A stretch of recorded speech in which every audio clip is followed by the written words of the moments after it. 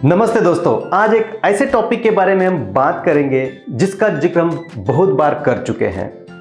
क्या शुगर हमारे लीवर को नुकसान पहुंचाती है? क्या हम ज़्यादा शुगर खाने से हमारे बॉडी पे उसका असर होता है? कितना रिकमेंडेड डोज में हम शुगर या चीनी खा सकते हैं? और चीनी या शुगर को स्वीट वाइट पॉइजन क्यों कहते हैं? Majority of us starts our day with tea and coffee containing sugar। तो दोस्तों टेक्निकली हमारे दिन की शुरुआत शुगर से ही होती है और sugar is not only food but it is an addictive as well. हम दिन में बार बार टी, कॉफ़ी या स्वीट भी खाते हैं। तो क्या आपने ये कभी सोचा है कि जिस दिन की शुरुआत हम जिस फूड से करते हैं वो हमारे बॉडी के लिए, हमारे हेल्थ के लिए कितना नुकसान पहुंचा सकती है?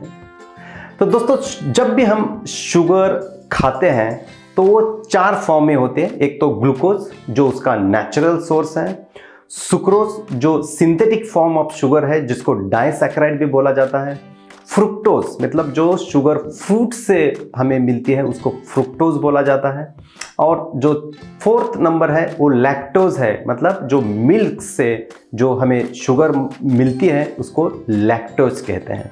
तो जब भी ये शुगर हमारे बॉडी के अंदर जाते हैं तो हमारे बॉडी उसको इंस्टेंट सोर्स के तरह इस्तेमाल करती है, और जो भी शुगर एक्स्ट्रा होती है उसको बॉडी फैट के फॉर्म में स्टोर करते हैं ताकि जब भी हमें एनर्जी की ज़रूरत पड़े और वहाँ पे इंस्टेंट सोर्स ऑफ एनर्जी नहीं होती है तो बॉडी फैट से वो एनर्जी लेके हमें हमेशा एनर्जेटिक रखने की कोशिश करते हैं।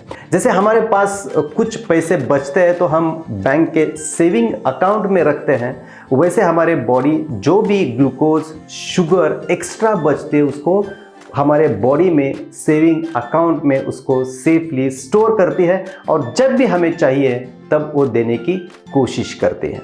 तो दोस्तों ये शुगर का नेचुरल प्रोसेस है।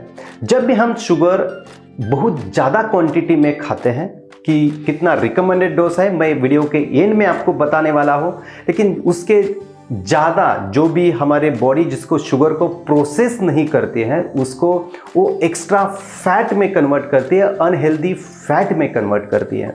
और वो फैट फर्स्ट ऑर्गन जो हमारे बॉडी में है वो लीवर है। लीवर के अंदर वो फैट सबसे ज़्यादा जमा होती है। Even if you are not obese या आप फैटी नहीं हो, तभी भी यदि आप एक्सेस स्वीट खाते हो, एक्सेस शुगर खाते हो तो आपके लीवर में फैट जमा हो सकती है, और वो फैट इस्तेमाल नहीं होती है तो धीरे धीरे जो हमारे लीवर के अंदर जो लीवर सेल्स हैं उसको रिप्लेस करके उसका कन्वर्जन फैटी लीवर या जो नॉन अल्कोहलिक स्टीatohepatitis जिसको नैश बोला जाता है उसमें हो जाती है।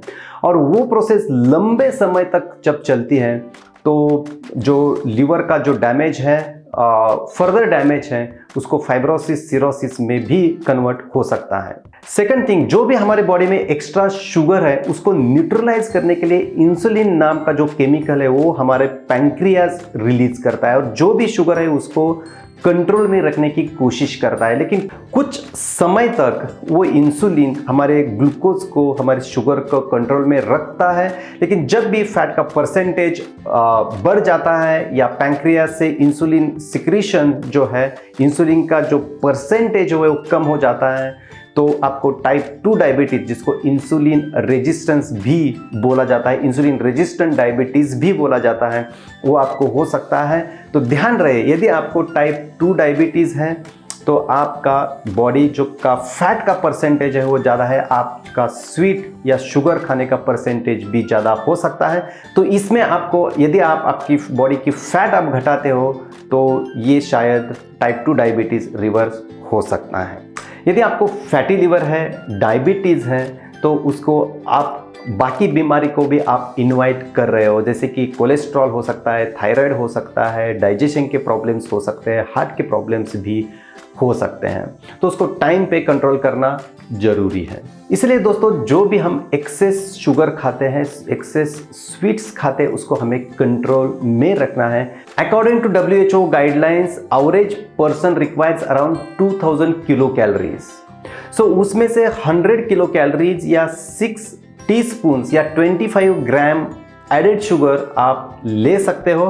उससे ज़्यादा जो भी आप शुगर खाओगे वो आपका एक्सेस हो सकता है। आपका पैंक्रियाज इंसुलिन आप उसको न्यूट्रलाइज करने की कोशिश कर सकता है। लेकिन ध्यान रहे, जो भी शुगर आप फ्रूट से लेते हो या खाने के साथ लेते हो तो वो आप थोड़ा सा एक्सेस ले सकते हो, क्योंकि जो फ्रूट में शुगर होती है वो शुगर के साथ आप फाइबर्स, मिनरल्स, विटामिन्स, बहुत सारी चीज़ें आप उसके साथ लेते हो तो उसका एब्सॉर्प्शन भी स्लो होता है। आप खाने के साथ आप शुगर लेते हो तभी भी उसका एब्सॉर्प्शन स्लो होके जो आपका ग्लाइसेमिक इंडेक्स है वो आप कम कर सकते हो। लेकिन यदि आप ओनली स्वीट या शुगर खाते हो तो आपका ग्लाइसेमिक इंडेक्स बहुत हाई शूट होगा और आपको शुगर के वजह से प्रॉब्लम्स डेफिनेटली हो सकते हैं। तो रिकमेंडेशन यही है कि यदि आप शुगर खाना चाहते हो तो रिकमेंडेड क्वांटिटी में खाएं। जब भी आपको एक्सेस शुगर खाना है आपके खाने के साथ खाएं। जो भी आप फ्रूट्स हैं वो नेचुरल फ्रूट्स हैं। नेचुरल फ्रूट्स में भी जो शुगर है वो उसको फ्रुक्टोज बोला जाता है। फ्रुक्टोज आप ज़्यादा क्वांटिटी में खाते भी हो तो उसका एब्सॉर्प्शन स्लो होता है और वो ज़्यादा आपको नुकसान नहीं पहुंचाते हैं। तो दोस्तों, जो हमारी जो लाइफस्टाइल है, जो जंक फूड हम खाते हैं उसके वजह से हमारे लाइफ पे उसका बहुत सारा असर होता है। तो शुगर कंटेनिंग फूड्स या जंक फूड्स में हमें थोड़ा सा रोक लगाना है, जिसके वजह से हम हमारी हेल्थ अच्छी रख सकते हैं। जो भी शुगर कंटेनिंग ड्रिंक्स हैं या पैक्ड फूड्स हैं उसके अंदर बहुत सारे एडेड शुगर्स होती है तो उस पर शुगर की मात्रा लिखी नहीं होती है। So you have to read very carefully कि उसके सब्स्टिट्यूट जो है केन शुगर है, कॉर्न सिरप है, स्वीटनर है, फ्रुक्टोज है, जूस है, ऐसे बहुत सारे लेबल्स में आपको वो शुगर का परसेंटेज, शुगर की मात्रा आपको उसके ऊपर दिखेगी। वो देख के आपको पीना है, खाना है, तभी आप हैप्पी एंड हेल्दी लाइफ आप जी सकते हैं। हाँ जी दोस्तों, इसीलिए शुगर को स्वीट वाइट पॉइजन भी बोला जाता है, क्योंकि यदि शुगर हम एक्सेस अमाउंट में खाते हैं तो उसका असर हमारे बॉडी पे बुरा हो सकता है।